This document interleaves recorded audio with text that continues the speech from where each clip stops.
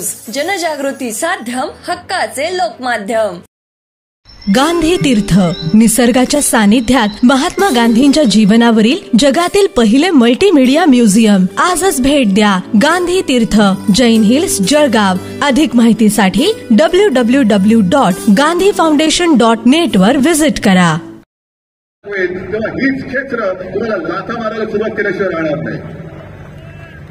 आज सगळे त्यांची पापं लपवायला तुमच्या सोबत आलेले येऊ द्या, पण उद्याचा दिवस आमचा आहे.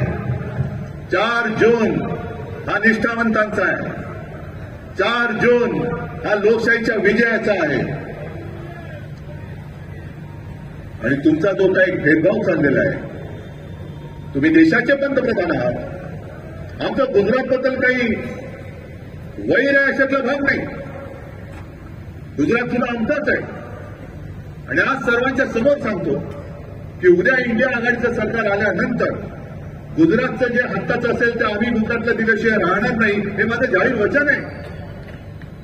पण गुजरातला देत असताना तुम्ही माझ्या महाराष्ट्राच्या हक्काचा, तोंडाचा घास काढून जो गुजरातला भरत आहे, तो हात आम्ही जागेवर ठेवणार नाही, अजिबात नाही. महाराष्ट्र आपला हक्क तिकडे सोडणार नाही. ठीक आहे, तुम्ही आलात, या प्रेमाने आलिंगन द्याल आणि प्रेमाने आलिंगन देऊ. पण जर पाठीपुवार कराल तर वाघ नखं कशी दिसतात, काढता येतात, हे एका छत्रपती शिवाजी महाराजांनी आम्हाला शिकवलेलं आहे. आणि तुम्ही महाराष्ट्राच्या पाठीपुवार केलेला आहात. ही महाराष्ट्राची वाघ नखं बाहेर आलेली आहे. तुमची ती मुनगंटीवारांनी उभारली काय सरकारी खर्चांचा ते देखील वाढी वाघ नखं आणतो, वाघ नको. अरे स्वतःची नखं का कधी काय मुनगंटीवार म्हणजे महाराष्ट्राचं एवढं दुर्दैव आहे, हे आजपर्यंत मी तरी कधी पाहिलं नाहीये. आपले म्हणजे काहीतरी सांस्कृतिक मंत्री आहे, हो ना? काय संस्कृती यांची?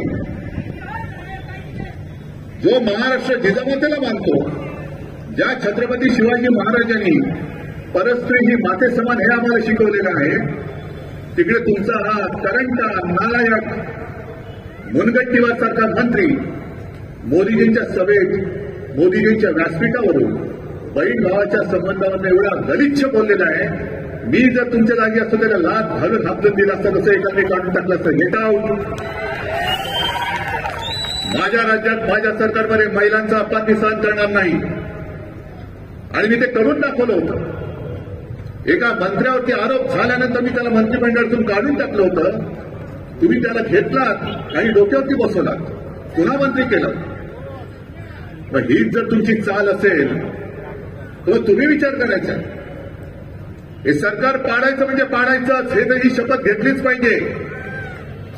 पण एक विचार करून बघा, समजा असं धरून चला की दुर्दैवाने मोदी सरकार परत आलं तर कर्नाटकामधला तो पळून गेलेला प्रज्वल रेवण्णा, ऐकलं तुला? काय त्याचे प्रताप? बलात्कारी माणूस, महिलांना छळणारा माणूस, त्यांचे व्हिडिओ काढणारा माणूस. आज परिस्थिती अशी आहे की त्याच्या विभागामधल्या सगळ्या महिला आणि सगळे पुरुष हे सगळ्याचे भयभीत झाले. कोण कोणाबरोबर संबंध हेच मिळत नाही. अनेक महिला घरदार सोडून गेलेल्या आहेत आणि प्रज्वल रेवण्णा पळून गेला.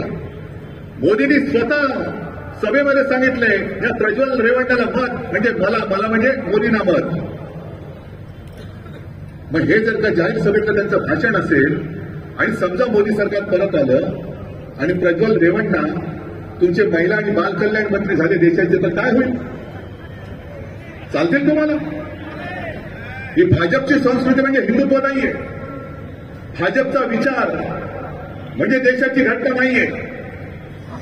यांचे जे नड्डा बोलले प्रदेशाध्यक्ष, आपले पक्षाध्यक्ष, की देशामध्ये एकच पक्ष शिल्लक राहील, तेवढा घातक विचार आहे. हे सगळे जे आहेत संघवाले, हे स्वातंत्र्यानंतर काही काळ तिरंगा झेंडा सुद्धा त्यांच्या कार्यालयावरती फडकत नव्हते.